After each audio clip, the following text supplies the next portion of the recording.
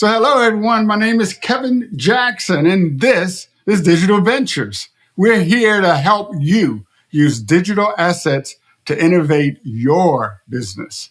Today, I'll tell you, this is just going to be great for everyone that's listening in. We're talking with Mr. David Beck, the principal at Space Tech Limited.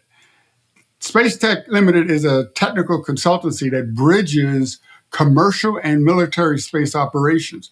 But he is also the director of Center for Industrial Innovation and Systems at the Institute for Digital Asset Innovation. And there he links innovation to commercial space. He's really a leading voice on low Earth orbit logistics, space entrepreneurship, and how emerging digital infrastructures will power the next era of the space economy. So, David, welcome to Digital Ventures. Glad to have you here, Kevin. Thank you for having me on board. Appreciate the opportunity. You know, it's always great to have a fellow Naval Service veteran with me. David's Marine Corps all the way. That's right. By way of Navy, by way of Space Force, by way of all entities, technology, innovation. Here we are to make things happen. You know, and you said Space Force, but most people picture rockets when they think about the space economy. But you think about logistics and infrastructure. How did you arrive at that perspective, and why does that matter more than rockets today? It matters because you can't build the rockets without logistics. And I think I tell everybody to think about logistics as your car. You can't drive your car without gas. Sorry about that situation that's going on currently. Not our fault here. But think about, you can't drive your car without an engine. You can't drive without tires. And you can't drive without a steering system. So logistically, those components and those added resources are needed for that vehicle to go down the road to get you from point A to point B. And it's the same for space. A rocket, as I give you an example here, this is an example of a rocket. It takes several components. We talked about this before the podcast started to make this happen. And logistics is a very important part of it. I think we can't think of logistics as a variable that's huge and unknown, and it stands for so many variables based on what we see on TV. It's based on everything in our lives. Logistics keeps us going. Logistics houses us in place and gets us on time. And logistics makes sure that our food, our house, our warmth, and our air conditioning systems and heating systems are done. Cold air is done properly because of logistics. Everything keeps our lifing. Yeah.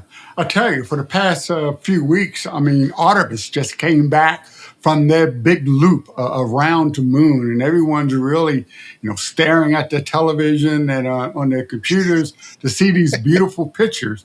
But it's low Earth orbit that's being described as the next great commercial frontier, as prime real estate, so to speak. There's over 12,000 satellites that are already up there, and the number is doubling just about every year. What does the logistics and supply chain challenge actually look like at that scale? Why is this a great opportunity for entrepreneurs? It's just like the highway system, the Eisenhower highway system. For those who are, like us, who are a little bit older, we understand that they built that system to get the United States from the East Coast to West Coast because there was no subsequent system of organization besides state highways to get people, and US 1 and other highways to get us from point A to point B. LEO is our Eisenhower transportation system because, as we talked about it just a second ago, of the thousands of different objects are already now presently in LEO. There are space debris just below LEO. There's organizations launching around the world, satellite systems and smart systems to go in orbit to fill up those gaps. And as we get to that point, it's going to look like a highway. It's going to look like a congested highway in New York at 5 p.m. in the afternoon, or in D.C. the 495 around the loop, or in Los Angeles, the 405 at 4:30 in the afternoon. It's going to look just like that because that is the heart of transportation. And LEO is that. I would say LEO is the heart of transportation. For us to move up and out and beyond, we need to get things in orbit, and LEO is that justification highway system to get it there. Well, you've written before that about LEO being the highway system, the warehouses, the reliable logistics network that all has to be built before the International Space Station goes away. I mean, this is a real thing. What specifically is missing before the ISS goes, or will that end or change everything? Who's Well, building the follow up to the ISS? Actually, if you ask me, and I'm not NASA, don't work for NASA. I've worked with NASA, and I'm sure Yeah. you have too as well. If you ask me, they shouldn't decommission the ISS space station. This is what I would do. I would take the space station, break it up into components, build upon it for other ecosystems to sustain it, because it is a older system architecture, but it can be, as we say in advanced manufacturing area, updated to specific reasons because it's still Hmm. usable. Right now, the congressional ask is to push ISS to be up there and running up until 2032. And the reason why, because we don't have anything in orbit that can sustain the livelihood for research development purposes as ISS has today for our U.S. entity nations. Companies like VAST, Action Space is going to be a future podcast interviewer going forward on space. Are part of the team of actions of technology innovation companies who are putting that lever forward to put systems in orbit, to do testing, to do dynamic understanding of human interaction in space, as well as to put a orbital sustainment piece in orbit to build off of for future innovation and commercial needs. But it's going to take a lot more than those three. I think we need specific architecture to sustain what we have now, because starting back over, as we both know here on this call and everybody else do know, it's a lot of work to do so. Yeah. And one of the other hats that you wear is as a director at the IDAI.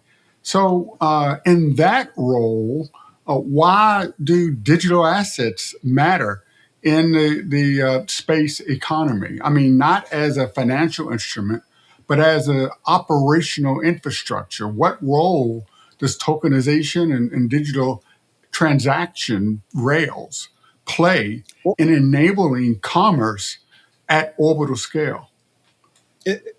I would say for the public and those who are future podcasters who are watching this in the next 5, 6, 7 years, Hmm. tokenization and Bitcoin and blockchain is our digital twin for our commerce, because currently we use conventional ways of doing mortgages and transactional ways to pay for goods and services, and they're mostly done here on Earth in the normal way we've been doing it for the last 30, 40 years. Some good and some bad in the way they come across and how Yeah. they're subsequently used.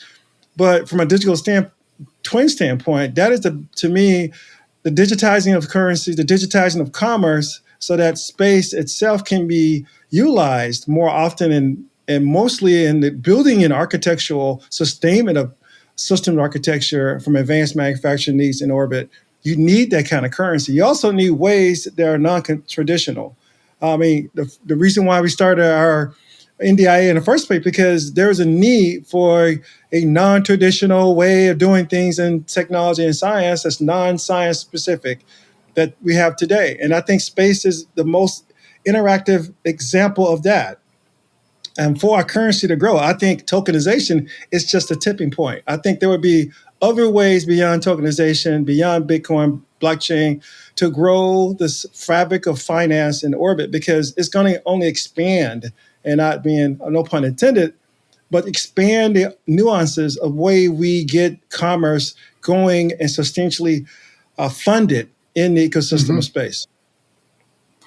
So maybe this may touch a bit of home, but on Earth, every country has its own currency, its own financial system. And some people are really down on the fact that the US dollar dominates everyone. And you hear about the petrodollar and how the United States uses that soft power to control what happens around the world. What's going to happen to space commerce? Is there going to be a global currency, or are all of these different currencies going to go up there, or will it just be dominated by the US dollar? I doubt it'd be dominated by the U.S. dollar because of the last discussion we just had. I think it opens up the gate and the floodgates to create additional currencies that, to me, would be more substantiated versus having a currency based upon gold standard, as it's been done in the beginning of where our currency is based upon other currencies based upon their additional standards as well. It would be a new wave of currencies because if you go off world and you're in Mars or the moon for a substantial amount of time, you can't be regulated by currencies that evolve and substantiate themselves on the planet. And if you put the same stuff in orbit, you have the same problems you have now. You're going to see euro versus the pound versus the yuan versus other currencies fluctuate on a market. I think you need a stable environment type of currency and maybe a couple alternatives for different usage points. Versus having a meaning or a multitude of different nations putting out their own currencies. You're just taking the same problem we have now and moving it up. And I think we don't need that for space. We need something that's more sustainable and solidified for space, because if I was a manufacturer building a space system to go to Mars in 2037, and it was costing me, trillions of dollars to build this, and so much money to grow in terms of VC to build this type of architecture that hasn't even been designed yet, I would not put it on a currency that I would not know would be there or would exist without some sort of sustainability regulation or complex among nations and collaborative agreement to establish that, because you're losing before you even open the door to launch the first composite piece or joint venture for this system to even go into orbit or then fly out into a mission. Yeah, and you touch on another thing there. The space economy has just crossed $626 billion, and it's quickly heading to that $1 trillion mark. That's a huge number. But the regulatory and governance frameworks are just not there, especially for digital assets. They barely exist. What are the biggest blockers, and how does your work at the IDAI address these blockers? I think the biggest obstacles are people to get out their own way, to realize that let's not look at claiming space for personal need, but claiming it for an economic innovation. The work that we do here at the Institute, the work that we're trying to correlate here at the Institute, is to take engineering and the information highway in terms of digital assets and expand that idea to be not just innovative in our approach to monetize and create substantial revenue for space and assets that lead up to space, but also create pipelines of innovation. We have to look at that from an individuality standpoint. What do I have in it? If I'm a business owner and I want to establish something on an orbital platform that would give me an opportunity to grow my family's livelihood to be sustainable as well. And we have to give that a really foundational approach. And to the point you brought up in the beginning of your statement, I think conferences are like they just had this week over in Europe. There was a listening conference yesterday where they were doing a regulatory framework discussion. The EU and NATO were working together to see who was interested in the comments that were made about space regulations. I think we are just now hitting the discussion on that. And I think, once again, I go right back to the point of community accessibility, not working on accessibility for statutes based on flag and location, but based on commerce and need. And that is the way we grow space. And once we build those out, as we have around the world in different cities and different locations, there will be a diversified approach to bringing assets from other countries and cultures to space. And I think that's going to form on its own. It's going to happen now because there's not one person from one country that can say that space is just open just for them. It's for everybody. And I think that's the most unique identifier we have to actually build what NDIA is building and build what we're trying to build from a space community in its actual setting. That sounds a lot like, your own company. I mean, you are entrepreneur with Space Tech Limited, and it's described as bridging commercial and military space operations, which sounds competitive. In practical terms, what does that really look like? Where does digital asset infrastructure intersect with national security and defense priorities in space? Well, we have to protect your assets. Everything's in space has a architecture of software systems integrated, sometimes hardcore integrated into the system. From our perspective at Space Tech, we look at not just a national security standpoint for those hard-integrated systems from a cybersecurity side. And it's not just, let's really get real with the cyber side. It's not about intrusion for humans. Someone sitting in a dark room with some eyeglasses on and a hoodie with a computer that's sitting on 7,000 RAMs and 8,000 processors in a service center underneath the basement who's trying to hack in your system. We're talking about complex system architecture itself that can fall in on itself.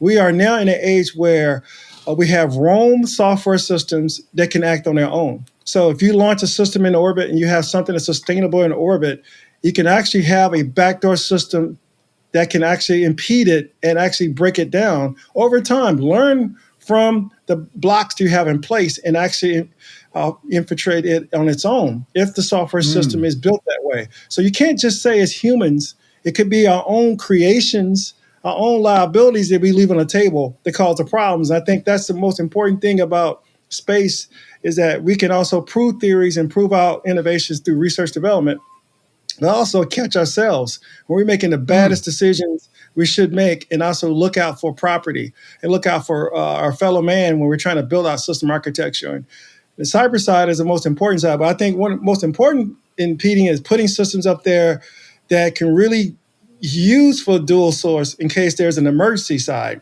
from a federal side. I think we use the instance that because of things we've seen on the planet, that there's no need for having certain military systems in orbit. Those systems are hardwired, rad hardened for reasons to retain a lot of the usability and the functionality of space, which is very hard on electronics, and to have an opportunity to use those for conventional resources to help maybe the city of Riverside or the city of Alexandria, Virginia, with some logistics they need in orbit so that they can have a better system architecture and run the city from orbit down, giving them some nomenclature of, we can hold data there to protect the city in case there's a national emergency. We can also deploy system architecture remotely from our satellite system that's been dual use to protect if there's a flood, if a dam breaks, if the electricity goes out, the water supply goes down.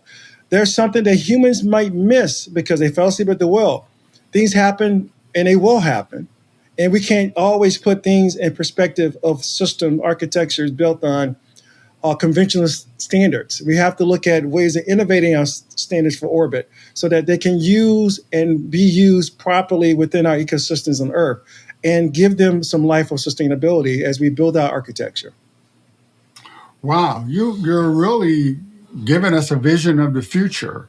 So if someone is a founder or an investor watching this show and they want to get ahead in the space economy, or when it comes to digital asset layer that supports the space economy, where do they start? What's the first move they should make right now?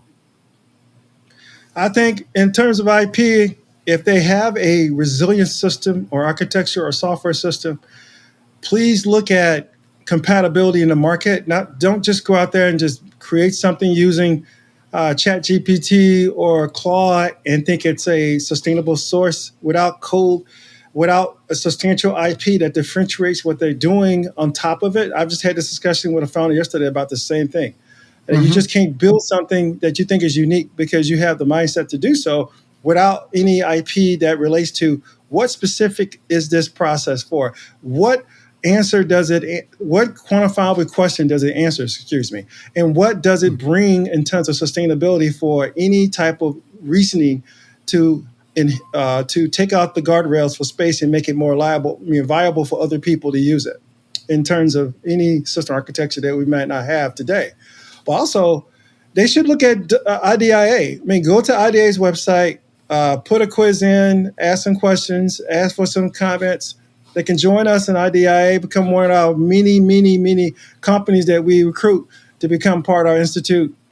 If they need specific work in consulting, we can work with them as well at Space Tech to help them solidify that dual use, working with the government entities, working across those barriers, other countries as well, to build a nomenclature that is a really good software, hardware system that can be used for many nations in their day-to-day usage. So I inhibit founders to go out and create, dream, but also put realization with those dreams. Just don't put things on paper unless you really formally understand that it's actually a use case for it. You save yourself time and money. I tell you, you're really bringing space down to earth to help society grow and prosper. I'll keep a close eye on Space Tech Limited and what IDAI is doing to raise the entrepreneurials to low Earth orbit. If somebody wanted to keep following you and reach out to you, how's the best way to contact you and ask you more questions? The best way to get in contact with me would go to our website, spacetech.ltd, leave us a message, or a LinkedIn page, and reach out and say if you need any help, or go to IDIA's website, leave a message there for us as well. I'm here to support all space companies around the globe. It takes a community. There's an old African tale that said it takes a community to raise a child. It also takes a community to raise a space company. And we're here to support from IDIA and from Space Tech. We're here for the space community, and we appreciate you and your following, and reach out, please. Thank you. No, thank you for taking the time to spend the time with us to give us your vision. And thank you, audience, for joining us in yet another edition of Digital Ventures. I'm Kevin Jackson, and we'll see you next time.